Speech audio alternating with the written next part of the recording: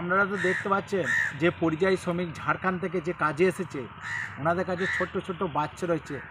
1 থেকে 2 বছর 3 বছরের বাচ্চাগুলি আলের মধ্যে রেখে মারা কাজ করে এবং ওই বাচ্চাগুলোর গায়ে মোটা হাড়ের শীতবস্ত্র নাই।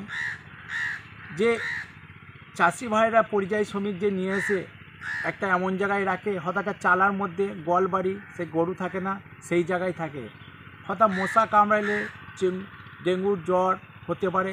তাই আমি এই উদ্যোগটা নিয়েছি এবং কয়েকটা ভাই আমাকে সহযোগিতা করেছে, সিরাজ ও বাপি, শফিউল, ওনাদেরকে অসংখ্য ধন্যবাদ। ওনাদের হাতে একটি করে মশারি, কম্বল, সোয়েটার, জামা, কিছু খাবার হাতে তুলে দিয়েছি এবং কয়েকটি পাড়াতেও দিয়েছি। যারা বাজারে ভিক্ষা করতে আসে ওনাদের হাতেও শাল, চাদর এবং শাড়ি তুলে দিয়েছি।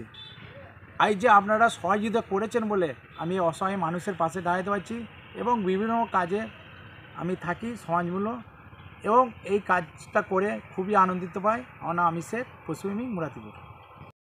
এখানে ছিল আমাদের মুরাতিপুরে শেখ আমির আলী এসেছিলো এবং আমাদের লেবারগুলোকে কিছু মশারি, কিছু কম্বল, বাচ্চা ছোটো ছোটো বাচ্চা আছে এদের জন্য দিয়ে গেল, আমাদের লেবারগুলোর জন্য ঠান্ডার জন্য।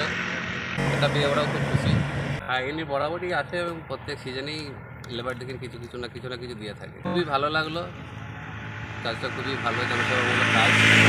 আমি চাইবো যে আরও বেশি বেশি করে করুক।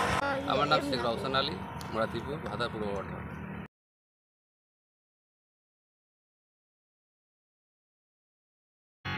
কাজ করতে বাংলা ঝাড়খণ্ডে, তো এই আমাদের দিকে চাষ নাই বলে এদিকে চলে এসেছি কাজে।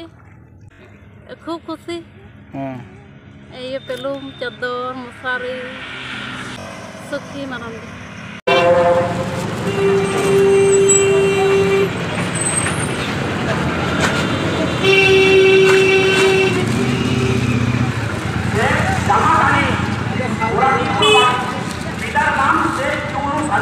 তার মা হাফিসা বিবি, তিনি অসুস্থ আছেন, তো তার জন্য তিনি 1 লক্ষ টাকা